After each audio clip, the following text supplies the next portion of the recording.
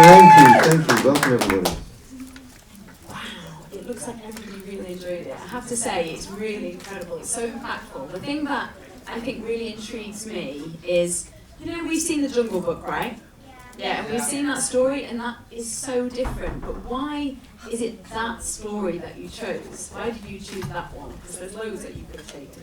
The story for me that Rudyard Kipling wrote is one that hasn't really been examined before. I mean, obviously the versions of Jungle Book that we've seen, the Disney one, the 1967 one, and also the recent remake, tends to focus on the sort of the light-heartedness, the playfulness of the animal characters, but they never really, I don't think, really investigated what Rudyard Kipling, who wrote the book in 1895, was talking about, which was the journey of a young child who is an outsider, who is struggling to belong to either the world of animals and the world of man, and that journey was something that really resonated for me, and actually, considering the book was written over 100 years ago, it's so contemporary, and what young children are going through. When you think about the amount of children who are, for instance, refugees who are parted from their homes, who are rootless, who are trying to somehow belong, or even children who are from, who have families who are focused only on technology and are somehow being distanced from really connecting with other people. These are things that it really spoke to me, and to have a classic piece of literature, which is dark. I mean, the original Jungle Book is quite a dark piece of literature, and although it has been, most people remember the Jungle Book from the 1967 animation. We really wanted to dig into the underbelly of what that story was about. I mean, Rudyard Kipling himself. I won't go on too long about this, but he was brought up in India, and then at the age of 6, he had to leave and come to a school in England where he had a terrible upbringing and was had a very miserable time and was treated very badly, and he longed for his family and for a sense of home and belonging back in India. Hindi was his first language, in fact. So all of those aspects of the writer, the time the book was written, and the story itself really spoke to me. It's so interesting because there's so much truth in fiction, and you find there's almost sometimes more truth in fiction because people feel they can explore. But I just want to pick up on something that you just said, because it's strange that you're an ambassador for Best Beginnings, and there's so much synergy with what Best Beginnings does and this film. Because do you remember at the very beginning there was that opening scene? You'll describe it better than me, where Mowgli is like communicating to the animals, but not through words. He's communicating through his facial expression, through his eyes, and that's how they communicate. And that's basically what Best Beginnings is trying to show. So can you maybe talk through that opening scene and how powerful it was for you? Yeah, I mean, and thank you for mentioning Best Beginnings. I mean, Best Beginnings and what Alison has achieved with this charity is absolutely extraordinary in a very, very short space of time, relatively. Alison has created something that is revolutionary. It's in terms of the way it reaches families who are struggling with prenatal and postnatal parts of their lives, which are fraught with tension and anxiety for some people. I mean, some people have wonderful beginnings to their families, but a lot of people go through a very dark and difficult time. And one of the reasons that we wanted to bring this story to Best Beginnings was because it in a way really symbolises the journey that some children go through, the difficulty in feeling that they belong, feeling that they are, or able to communicate or connect with, I should say, with, and young parents not being able to have anyone that they can reach out to when they are struggling and going through forms of depression or going through dark times as early parents. So it just seemed to be a perfect sort of fit. So going back to the story, Mowgli starts his journey as an orphan, and you see his parents being killed by Shere Khan, the tiger, and then being adopted by his animal parents, if you like. And then at a certain stage in his life, and of course that's the journey of the film, he begins to realise that all is not what it seems, and he hasn't questioned the fact that he's been brought up with animals. They are his parents, and he connects and communicates with them, and that's again what I think, you know, again the synergy between Best Beginnings and this story. It's about creating through the Baby Buddy app, for instance, having a voice to reach out to, having something that can be really tangible and helpful and really meaningful to people who are struggling to see the benefits and positivity in having children, you know, early childbearing and looking after children. So it really when we were making this movie, one of the first charities that we sought out to reach to was Best Beginnings because of the parallels in the story. It's really interesting. So let's move on to the motion capture, because I don't know, have you ever seen anything like that? No, exactly. It's crazy. So firstly, maybe describe what motion capture is, because I think it's fascinating, because I have heard you say this before, how the actors and actresses had all the different points on their faces, so they convey the emotion through the character. That's right. So this is a very different form of creating a digital character or an animated character. This isn't actors standing in a voice booth and saying the lines from a script on a page. This is all the actors who played the animals were there on set filming opposite the young boy, the amazing Rowan Chand, who plays Mowgli. So the process was that we got them all together, and this was Benedict Cumberbatch and Kate Blanchett and all of the rest of the cast, Christian Bale, Naomi Harris, Eddie Marzan, all of these great actors, all with head-mounted cameras on, and as you say, with little markers on their faces, and then we shot them so that and recorded their performance, or caught their performance, or what is called performance capture. So that then the animators would be able to take their facial expressions and put them and overlay them with the animals that they were playing. And the way that we achieved that was when we were designing the animals, the concept artwork really. We had these amazing people who were able to take the face of the actor and then the face of the animal that they were playing, and then morph them gradually, so that you could see. You can see a gradual change, and then there's a sweet spot where you can see both the animal and the actor in the same sculpture, and that became the basis of the animation, and so all the animators then had the reference of those performances and the actors' brilliant work to actually be able to turn them into the creatures that they were playing. Because I thought it was incredible that you could see the emotion, couldn't you, in the eye, which I don't think we've ever seen before.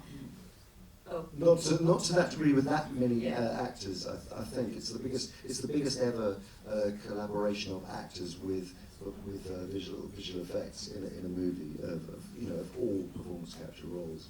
So talking of emotion, I want to go on to your character. So did you guess which character Andy played? Blue. Yeah, Blue. So Baloo, so who they called you Baloo then? So Baloo. Andy, firstly, why did you play Baloo, maybe? It's interesting because I didn't intend to actually play that character. I knew I'd have my hands tied and full, rather, directing the movie. But we cast every other character, and I think there was something about the fact that Baloo is perhaps one of the more well-known characters from the animation, and for some reason we were finding it hard to cast that part. And then the producers and a lot of other people were saying, Andy, it's actually crazy that you're basically not said, acting. You're like Baloo. They said, why didn't you do it? And I'm like, well, actually, it would be a real challenge, because in the book, again, Baloo is very different. So he's not the sort of all singing, all dancing, bare necessities bear that we've grown up with and love. That's a great character. But in the book, he is a lot darker. He's called Iron Paws in the book, and he teaches the wolf cubs how to survive, and that's what he's. I mean, although he feels a lot towards Mowgli, he never really shows it. He never really shows that emotion.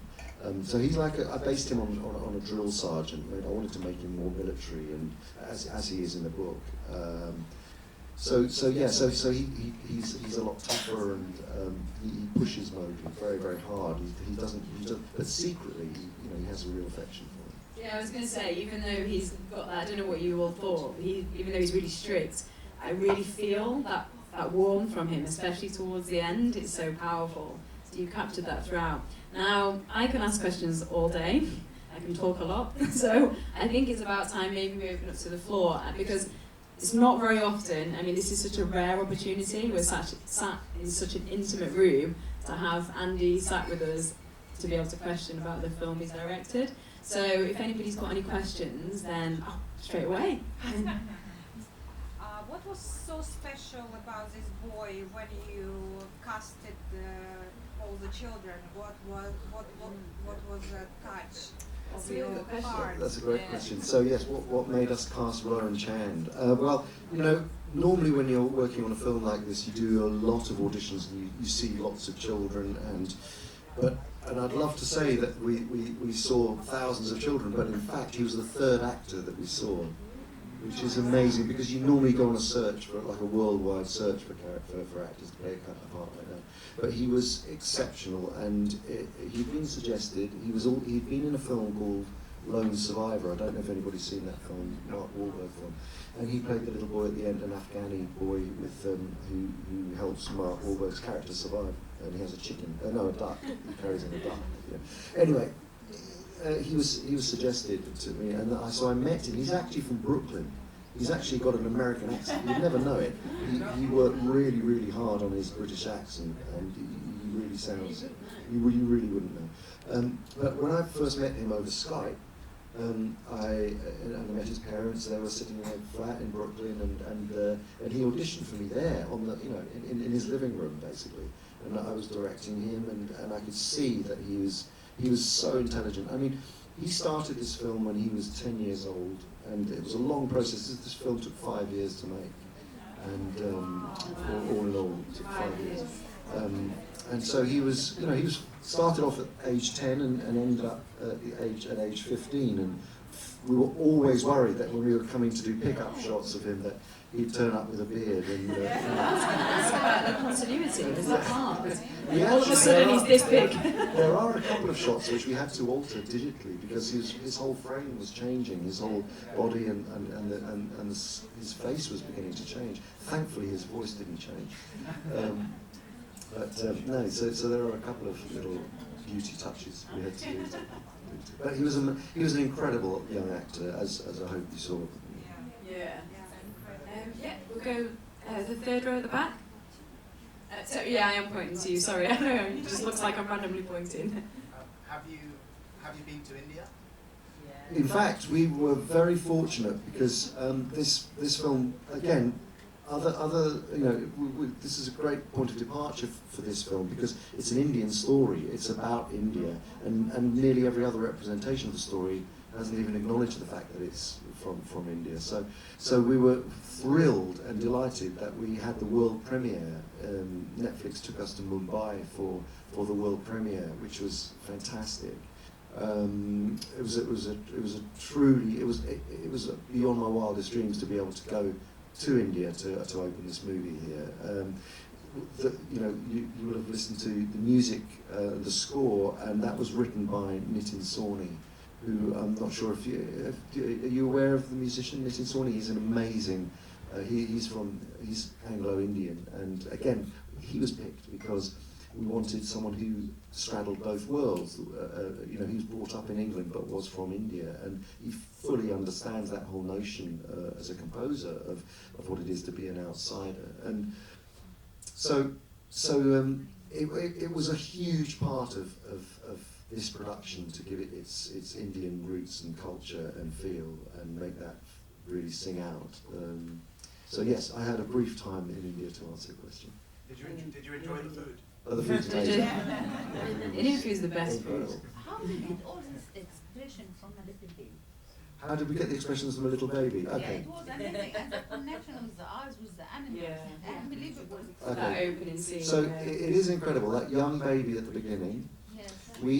they were twins. So in the morning we would have one of the twins, and in the afternoon we'd have another one. And that's what we do when we're filming, because you can't have a baby on set for too many hours, because they get very cranky. And in fact, you saw. I think you saw maybe, if you add up all the seconds of And how you shot. made him not scared from all these animals? Well, well, I'll tell you the reason that he wasn't scared of the animals was because we must have shot about 20 hours of footage of those, and you only see about 30 seconds of that baby. Okay, the rest of the time the baby was screaming, shouting. We had to swap the twins. We had to bring them back. There was more screaming, more shouting, falling asleep. In the end, the only thing we could make them concentrate on was Peppa Pig. So we played Peppa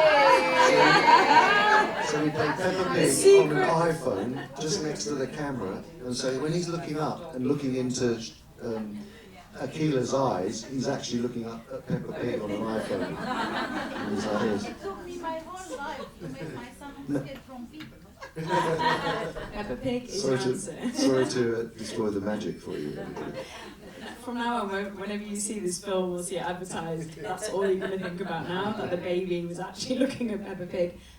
We do have to wrap up, but Andy, you're going to stay with us for a few more minutes. So please firstly give him a huge round of applause. It's such an amazing insight. Thank you.